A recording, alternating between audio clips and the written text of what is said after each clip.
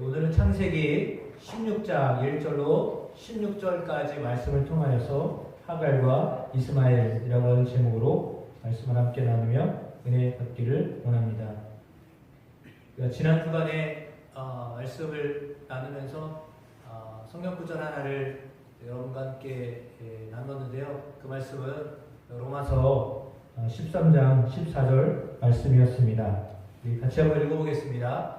오직 주 예수 그리스도로 옷 입고 정욕을 위하여 육신의 일을 도모하지 말라. 아멘. 하나님의 말씀인데 오늘 그리스도로 옷을 입어야 된다라는 말씀과 더불어서 오늘 하나님의 말씀을 함께 나누도록 하겠습니다. 하나님이 아브라함을 택하셨고요. 그리고 아브라함에게 나타나셨는데 환상 가운데 창세기 15장에 이렇게 말씀하십니다. 함께 같이 교독하시겠습니다. 이후에 여호와의 말씀이 환상 중에 아브라함에게 임하여 이르시되 아브라함아 두려워하지 말라. 나는 네 방패요 너의 지극히 큰 상급이니라.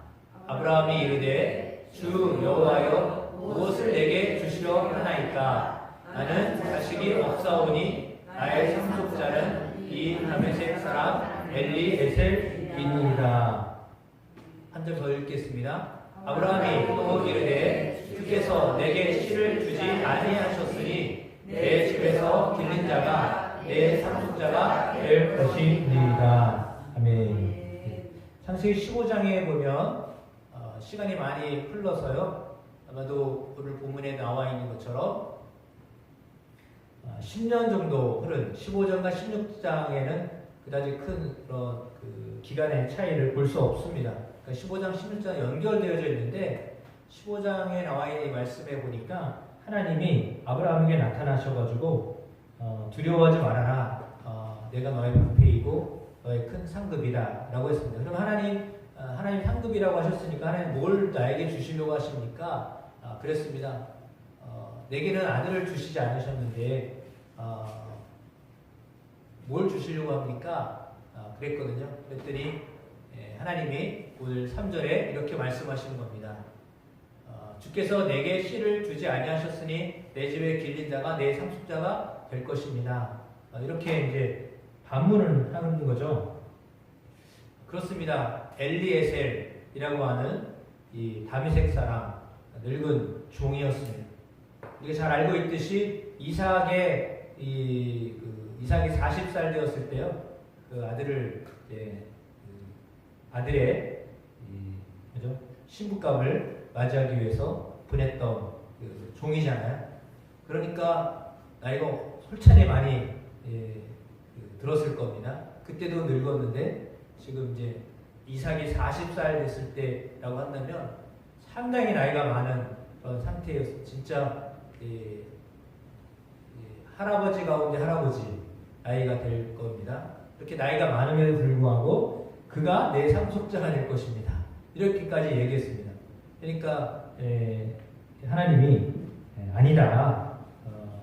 진짜 너의 몸에서 날 상속자가 있다. 이렇게 말씀을 하셨죠. 그래서 내 몸에서 날 상속자가 내 상속자가 될 것이다. 이렇게 하나님이 바로 잡아 주셨습니다. 바로 아브라함도 나이가 많았고 사례도 나이가 많았지만 하나님은 사실 사례를 통해서 아들을 줄 것이다 라고 약속하셨던 내용이죠. 85세 때 이야기입니다. 그리고 그 아들을 사실은 16세에서 17세 되었을 때 그 아들을 바치게 되어지는데 하나님은 5절에 창세기 15장 5절에 그를 바깥으로 데리고 나가서 하늘을 보면서 네 자손들이 이와 같이 많아질 거다라는 약속을 하십니다. 근데 사실은 이 약속을 받았지만 눈에 보이는 자손은 한 명도 없습니다. 하나님이 어떻게 보면 이런 말을 하면 안 되는데 뻥치시는 것 같아요. 야, 저 하늘을 봐라. 하늘의 별들이 얼마나 초롱초롱하냐. 저렇게 많은 별들처럼 내 자손들이 이와 같을 거야. 라고 했는데 실상 손에 잡히는 아들은 하나도 없어요. 한 명도 안 죽어서 저렇게 많이 죽였다고 약속하시니까 하나님 참 뻥쟁이처럼 이렇게 느껴졌을 거 아니에요? 속으로는 그랬을 것 같아요. 아, 하나님 뻥 좀 그만 치세요. 내 나이가 지금 몇 개예요? 85세입니다. 근데 뭐 기밀에도 보여야죠. 사례가 입덧을 한다든지 뭔가 뭐 징조가 보여야 되는데 하나님 너무하신 거 아니에요? 사실은 사례와 아브라함의 나이 차이가 10살이에요. 그러면 85세, 75세예요.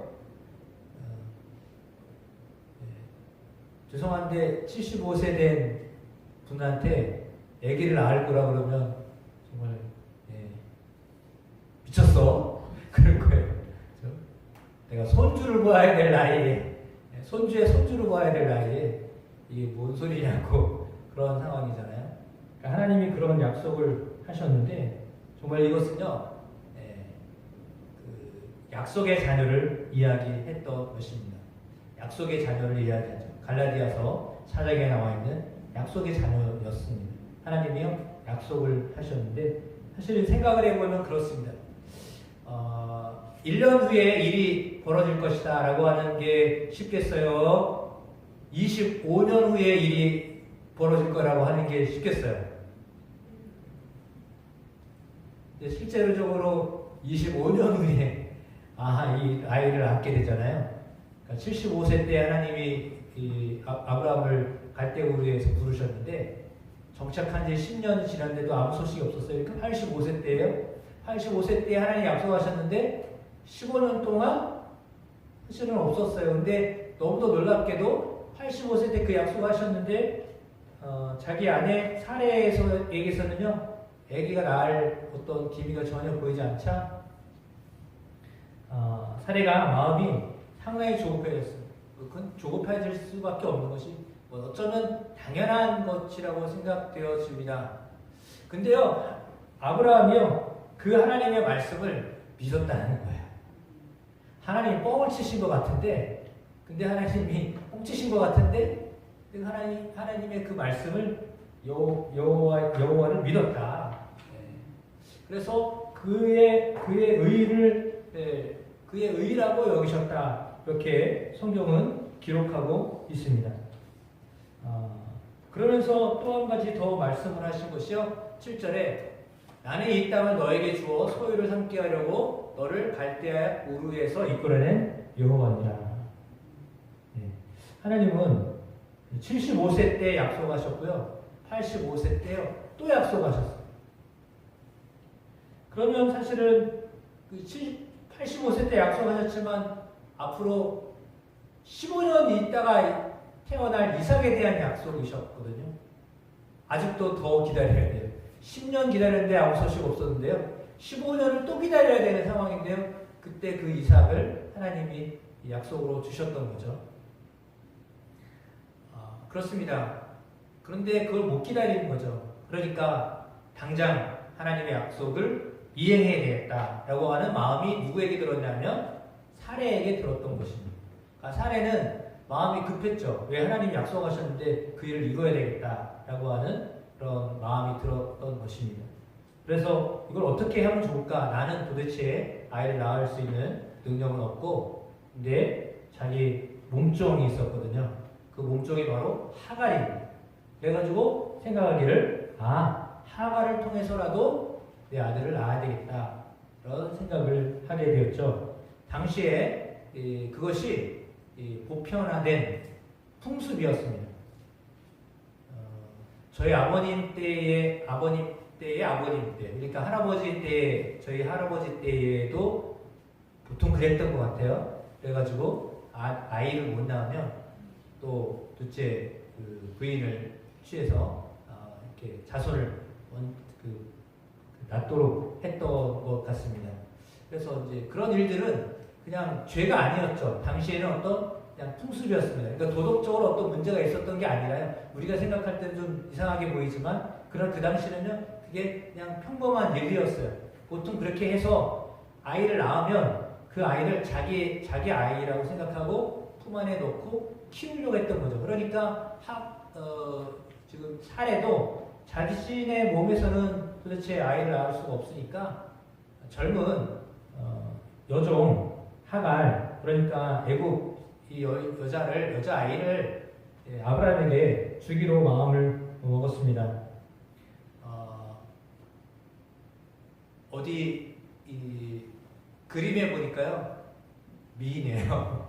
네. 상당히 젊고 미인인 이 하갈을 이제 그 사례가 주는데 사실 애굽 사람인데 어떻게 왔을까라는 생각을 하게 되는데 성경을 보면은 12장에 가나안에 왔지만 가나안에 왔을 때요 기근이 들었어요. 그래서 계속 남방으로 향하다가요 먹을 거를 구하지 못하니까요 어떻게 했냐면 더 내려갔어요. 내려간 것이 애굽이었습니다. 애굽에 내려갔는데 아브라함이 어떤 일을 했냐면 왕 앞에 섰는데 이런 얘기를 합니다. 자기 아내를요 누이라고 속였어요. 거짓말한 거죠. 왜냐하면 자기는 죽을 것 같았거든요. 그래가지고 나는 죽을 것 같고 내 아내는 살 것 같으니까 차라리 좀 이렇게 전혀 아내라고 하면 안 될 것 같아가지고 누이라고 속였어요. 그랬더니요 이 사례도 상당히 미인이었던 것 같아요. 그러니까 이렇게 하갈도 미인이었지만 사례도 되게 미인이었던 것 같아요. 나이가 그때만 해도 65세인데 그래도 이뻤던 것 같아요. 그러니까 애굽 사람들이요 호감을 가져서요 바로 왕에게 이렇게 추천을 해준 상황이 됐거든요. 근데 아브라함이 이 그림을 계속 보고 있어서 착각하실까봐 네. 그러니까 그렇게 됐는데 65세인데도 이뻤던 모양이죠. 그러니까 바로 왕이 아브라함의 아내를 취해서 궁으로 데리고 들어갔어요. 근데요 이 아브라함이요 아무 말도 못합니다. 상당히 이기적이죠. 자기 살려고 자기 아내를 바로왕 왕궁에 들여다보내면서도요 변명 하나 안 하고요 아무 말도 못하고 가만히 있습니다. 이게 믿음의 조상이에요. 그래서 참 어떻게 보면 너무 인간적이죠. 이렇게 어떻게 보면 죄송하지만 남자가 상당히 이기적인 것 같아요. 그래서 자기 살려고요 자기 아내를 누이라고 속이고 바로 왕 앞에 들여보는데도요 아무 말도 하지 못해요. 아무 말도 안 해요. 자기 살려고. 참 그런 거 보면 좀 너무한다. 사람이 왜 그러냐. 그죠? 그렇게 하면 안 되는 거 아니에요? 그죠? 말도 안 되는 소리잖아요. 그리고 사실 솔직히 까놓고 얘기해서 애기도 나올 수 없는 사람인데 그러니까 아마 그런 것 같아. 아이도 못 낳는 여자니까 뭐 알아서 해. 뭐 이렇게 한 것 같아. 그러니까 어떻게 보면 아브라함이 상당히 자기 한번 살아보고자 하는 마음 때문에 아내를 속으로는 울었겠죠. 근데 어쩔 수 없어서 이렇게 살려고 왕국을 내보냈습니다. 근데 참 놀랍게도 하나님이 바로 왕에게 나타나가지고 그의 가정을요 재앙을 내리십니다. 그래가지고 바로 왕이 큰일 난 거죠. 이거 뭐 그렇잖아요. 여자가 잘못 들어오면 어떻게 되잖아요. 그랬더니 지금 이게 우리 집안에 뭔 이렇게 화가 많냐 알고 보니까 아브라함이 자기 아내를 속이고 누이라고 속여가지고 자기한테 이게 보낸 거죠. 근데 하나님 그걸 막으신 겁니다. 그런 상황이 된 거잖아요. 그때 사실은 대가로 주었던 것들이 있는데 뭐였냐면 뭐 나귀도 주고요, 양도 주고요, 사람도 주고요, 종도 주고요. 거기에 속해 있었던 여자아이가 바로 하갈이라는 여자아이였던 것 같아요. 그러니까 이제 위로 차원에서 주었던 아이였거든요. 그 아이였습니다. 그러니까 아주 어린 아이였던 것 같습니다. 그 아이였는데 그 아이가 이제 아브라함 품에 안겨서 동침을 했는데요. 바로 임신이 된 거예요. 그러니까 이게 하나님 뜻인가 보다 라는 생각을 사례가 했던 거죠. 나기는 나는 못났지만 자기의 여종을 통해서 하나님 아들을 주셨구나 라고 해서 이게 하나님 뜻인가 보다 라고 생각을 했던 것 같습니다. 그런데 이상한 일이 벌어졌습니다. 하갈이요, 아이를 가졌다라고 주인의 아브라함의 그 아들인지는 몰랐겠고 아이를 가졌다는 사실을 알고 난 다음에요, 안색이 변합니다. 그러면서요, 사례를 향하여서 멸시를 합니다. 그러니까 그런 거죠. 애도 못 낳는 사람. 이렇게 이제 자기는 종이었지만, 첩이었지만 금방 아이가 들어섰잖아요. 그러니까 그 사례를 굉장히 이제 멸시를 했던 것으로 보여집니다. 그러니까 사례가 아주 마음이 언짢았던 것이죠. 그래서 아브라함에게 일러 바칩니다. 저것이 애를 가졌다고 해서 나를 이렇게 모멸감을 주는데 어떻게 하면 좋겠냐. 근데 그 사실을 이제 하갈이 알고요, 도망을 갑니다. 도망을 가게 되는데 이제 애굽으로 향하려고 도망을 가다가 술이라고 하는 광야 샘의 곁에 쉬고 있었습니다. 그때 여호와의 사자가 하갈에게 나타납니다. 이렇게 되어 있습니다. 그러니까 읽으셨던 16장 8절에요. 이르되 사레의 여종 하갈아, 이렇게 되어 있어요. 사레의 여종 하갈아. 종인데 이름이 있다는 것만 해도 대단한 존재였던 것 같기도 하고요. 그리고 하나님이 그 여종을, 여종이잖아요. 사실은 소유물이었던 거잖아요. 그런데 그럼에도 불구하고 여호와의 사자가 이렇게 쫓겨 도망가고 있는 사레의 여종 하갈을 찾아갑니다. 그러니까 하나님 여호와의 사자가 찾아간 것이지만 사실은 하나님이 찾아간 거죠. 저는 이 대목에서 우리 하나님이 굉장히 세심한 분이시구나 라고 하는 것을 깨닫습니다. 그러니까 아브라함과 사레가 사실은 잘못해서 하갈이 임신하게 된 거잖아요. 그러니까 따지고 보면 잘못은 누구에게 있는 거냐면 사레와 아브라함에게 있는 거예요. 자기들이 애를 못 낳으니까 대신해서 아이를 낳게 해서 아이를 가지니까 이렇게 멸시했다는 것 때문에 학대를 했거든요. 사례가요, 학대를 했다라는 것은요, 어떻게 보면 폭행을 했다라는 거예요. 그러니까 이렇게 해서는 안 되는 짓을 한 거죠. 그러니까 좀 격에 맞지 않는 일을 했습니다. 그러니까 질투를 하고요, 미워하고요, 그랬던 겁니다. 손을 대고 이랬던 상황이죠. 그러니까 이제 도망을 간 건데, 그렇게 도망간 사레의 여종 하갈을 오늘 하나님의 사자, 여호와의 사자가요, 찾아갔다라는 겁니다. 그러니까 하나님은 이렇게 이름 없는 사람도요, 그가 억울한 일을 당하면요, 그냥 보시는 분이 아니에요.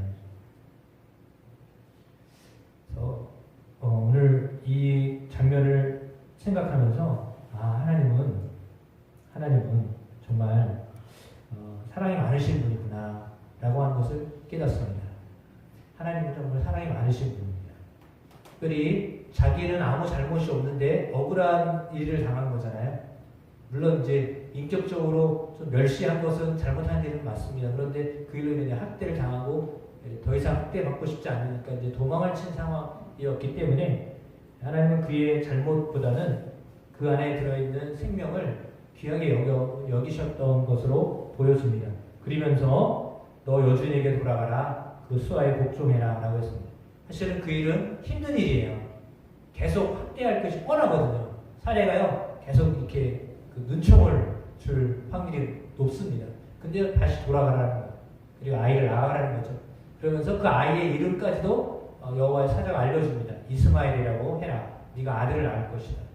그리고 그가 번성하게 될 것이고 그의 자녀들이 이제 많은 사람들과 함께 이렇게 뭐죠? 싸우는 대상자가 될 것이다라고까지도 얘기하십니다. 그래서 그 후손이 이스마엘의 후손이 어떠한 상대가 될 것인가라고 하는 것을 말씀하시는데 그거 보면 그는 13절 말씀에 이렇게 하나님을 고백합니다. 여호와의 이름을 나를 살피시는 하나님이라. 그렇게 고백합니다. 그렇습니다. 하나님은요, 작은 나를 돌보시는 하나님이십니다.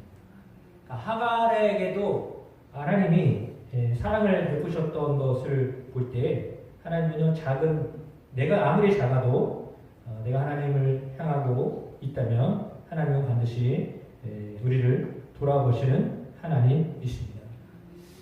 그렇습니다. 여호와의 사자가 그 뒤에도 물론 역시 마찬가지죠. 이삭이라고 하는 아들을 낳게 됐을 때, 사레가 아들 이삭을 낳은 다음에는 그때도 역시 마찬가지로 돌이 됐을 때요. 이스마엘과 하갈이 돌이 된 아이 이삭을 이렇게 조롱하고 이랬던 것 같아요. 그래가지고 그게 또 싫어가지고 그때도 또 역시 마찬가지로 사레가 아브라함에게 이야기합니다. 우리 아들을 너무 힘들게 한다. 우리를 너무 힘들게 하는데 어떻게 하면 좋겠냐. 했더니 아브라함이 이야기하죠. 당신이 좋아하는 대로 해라. 했습니다. 했더니 그러면 내쫓으라고. 그래가지고 그때는 정말 내쫓김을 당합니다. 그래서 참 그 인생이 어찌 보면 참 억울한 인생이죠. 그죠? 자신의 의도와 전혀 관계없이 아이를 갖게 됐고 또 사실은 86세 때 아이를 낳고 99세 때 하나님으로부터 아들을 낳을 것이라고 하는 이야기를 듣고 100세 아이들을 낳았으니까 적어도 한 13년, 14년 동안은요 이스마엘이요 아브라함의 유일한 아들이었어요. 그러니까 아무런 문제가 없이 잘 컸단 말이에요. 물론 사례가 좋아하지는 않았겠죠. 자기 몸종을 통해서 낳은 아들이었기 때문에요. 좋아하지는 않았을 텐데 아브라함은요 상당히 기뻐했던 것 같아요. 그리고 하나님과의 어떤 관계가 그 사이에 하나도 없어요.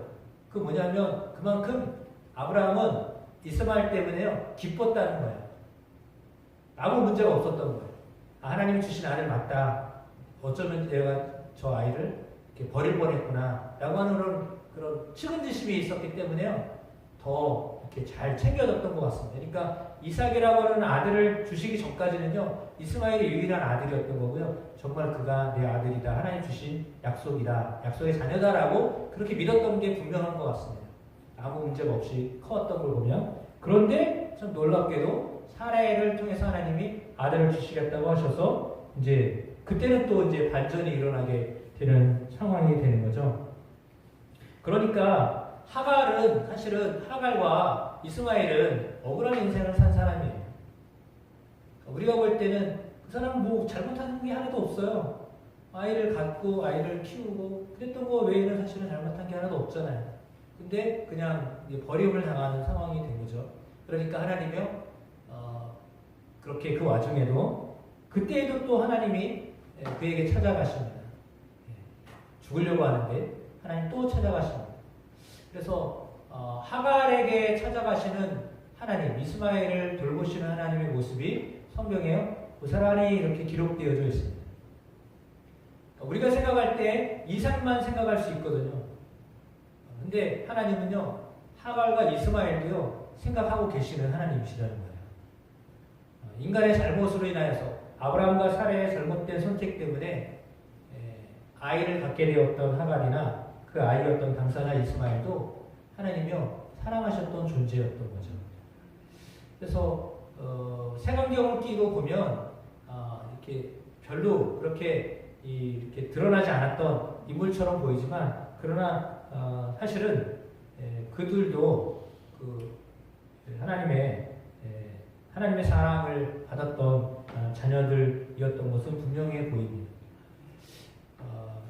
그래서 어찌 보면 그들은 아주 처음부터 끝까지요 조연이에요. 주인공이 될 수 없는 운명으로 살았어요. 드러날 수 없는 인생을 산 거죠. 그럼에도 불구하고 그들은 필요했기 때문에 그 땅에서 아브라함과 사례 사이에서요 중간에 어떤 그런 역할을 감당하는 사람들로 살았습니다. 그 시대를 살게 됐죠. 갈라디아서 5장에 보면 4장에 보면 이렇게 말씀에 나와 있습니다. 4장에 보면 4장 21절에 이렇게 되어 있습니다. 내게 말하라 율법 아래에 있고자 하는 자들아 율법을 듣지 못하였느냐. 22절에 기록된 바 아브라함에게 두 아들이 있으니 하나는 여종에게서 하나는 자유 있는 여자에게서 낳았다 하였으며, 바울은 이걸 어떻게 해석했냐면 아브라함에게 두 아들이 있는데 하나는 여종, 하갈에게서 난 이스마엘을 이야기하는 거고요. 또 하나는 자유 있는 여자, 그러니까 사라를 이야기하겠죠. 사라에게서 난 이삭을 말하는 것입니다. 그걸 어떻게 해석했냐? 4장 23절에 여종에게서는 육체를 따라 낳고 자유 있는 여자에게서는 약속으로 말미암았느니라 이렇게 말씀하십니다. 그러니까 이 하갈은요 아브라함 만나자마자 애를 낳았어요. 그러니까 정말 육체적으로 낳은 아들이에요. 근데 애를 못 낳으니까 대신해서 그 하갈을 주었듯이요. 사실 사라는요 아이를 못 낳는 사람이에요. 낳을 수 없는 사람이었거든요. 근데 놀랍게도 하나님의 은혜로 그 아브라함 99세 때 아이를 낳을 거라고 하니까 사라가요 웃었어요. 아이고 하나님도 참 너무하시지. 얘네가 지금 몇 개인데 아이를 낳는다고요? 85세 때도 못 낳아가지고 애를 이렇게 해가지고 내 인생이 이렇게 꼬였는데 지금 또 무슨 말씀하시는 거예요? 지금 이렇게 웃었잖아요. 그랬더니 하나님이 네 아들은 웃음이다. 너에게 웃음을 줄 것이다. 사실은 속으로는 비웃은 것인데 하나님이 정말 기쁨이라고 하는 뜻의 아들 이삭을 주셨습니다. 그러면 그거는 사실은 사라가 낳았지만 사라의 어떤 능력 때문에 낳은 게 아니라요. 하나님이요 약속으로 주신 거예요. 그래서 그 이삭을 약속의 자녀다 이렇게 이야기하는 거죠. 그렇다면 그 하갈에게서부터 낳은 이스마엘은 무슨 자녀라고 하냐면 육체를 따라 난 자녀다라고 보는 거잖아요. 그러면 그거는 뭘 의미하냐면 율법의 행위를 따라서 살아가는 사람들을 상징하는 거거든요.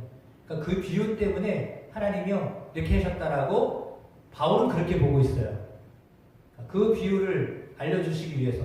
그러니까 유대인들은 율법을 행동으로 옮기면서 의로운 자가 되려고 했지만 사실은 그것은 구원을 이룰 수 없었고, 그러나 하나님이 예수 그리스도를 통하여서 그 믿는 자들이 구원을 얻게 하신다라고 하는 것은 마치 그렇게 이삭의 후손으로 오셨던 예수 그리스도 그분을 믿는 믿음으로 구원을 얻는다라고 하는 거죠. 그러니까 인간의 노력과 애씀으로 구원을 얻는 것이 아니라 하나님의 전적인 은혜로 구원을 얻는다라고 하는 것을 알려주시기 위해서 하갈을 통해 이스마엘을 낳게 하셨고 사라를 통하여서 그죠? 이삭을 낳게 하셨다라고 하는 것입니다. 그러니까 거기에는요 하나님의 개입하심이 분명히 있으셨다라고 하는 것입니다. 그렇습니다. 우리는 하갈과 이스마엘의 인생을 보면서 국리를 여기시고 돌보시는 하나님도 볼 수 있고, 또 한편으로는 그렇게 사랑이 많으신 하나님이시지만 그럼에도 불구하고 그들은 그 땅에서요 그 시대에 그리고 그 이후의 시대에도요 조연의 역할을 충분히 감당했던 사람들입니다. 그래서 그 역할을 그들은 그렇게 감당하게 하셨습니다. 어쩌면 그걸 정하는 것은 누구죠? 자기 자신이 아니잖아요. 내가 주연으로 살 거야. 나는 조연이야. 이걸 정하는 게 배우가 정하는 게 아니에요. 누가 정해? 감독이 정하잖아요. 연출자가 정하고 감독이 정하는 거잖아요. 그러니까 우리는 인생을 살아가는데 물론 모두가 다 주인공으로 살면 좋겠죠. 근데 어떻게 다 주인공으로 살 수 있겠습니까? 우리는 때로는 조연으로 그 역할을 하게 될 때도 있다라고 하는 거죠. 그렇다고 해서 그거에 대해서 불만할 필요가 없어요. 왜냐하면 조연은 조연의 역할을 감당하면 되는 거기 때문이죠. 그러니까 하갈과 이스마엘은 어쩌면 조연의 역할을 했었던 사람들이에요. 그 역할을 하면서 누구를 빛내냐? 이삭을 빛내는 그런 역할을 했던 사람들로 이제 이 성경에 기록되어져 있다 이렇게 볼 수 있는데 그 이유는 사실은 아브라함의 후손 예수 그리스도를 이 땅에 보내주시기 위함이셨던 것입니다. 그러니까 그 사이에 뛰어있던 이런 사람들, 하갈과 이스마엘이라는 사람들, 분명히 그들은 율법이라고 하는 그런 행위, 그거를 강조하는 유대인들을 대표하는 사람들로 비유되어진 인생을 살았습니다. 그건 율법이 전혀 중요하지 않다, 그 말을 하는 것이 아닙니다. 그러나 그 율법을 다 지키지 못하는 것이 인간이기 때문에 그러한 인간의 한계를 분명히 깨닫게 하시는 것, 하나님의 약속대로 살아가게 하시는 것, 그것이 얼마나 중요한 것인가를 오늘 우리에게 말씀을 통하여서 가르쳐주고 계십니다. 그래서 사람은요, 은혜로 살아야 되는 것입니다. 그러니까 여러분, 은혜로 살아가는 여러분의 삶이 되기를 주의 이름으로 축복합니다. 그러므로 너희는 그 은혜에 의하여 믿음으로 말미암아 구원을 받았으니 이것은 너희에게서 난 것이 아니요 하나님의 선물이라. 그렇습니다. 그 은혜를 베푸시는 하나님, 그 하나님을 의뢰하며 살아가는 것. 그래서 오늘도 우리가 살아갈 때요, 하나님의 은혜로 살아야 되겠다, 철저히 은혜로 살아야 되겠다라고 하는 마음으로 살아드리는 여러분의 삶, 믿음의 삶이 되시기를 주의 이름으로 축복합니다.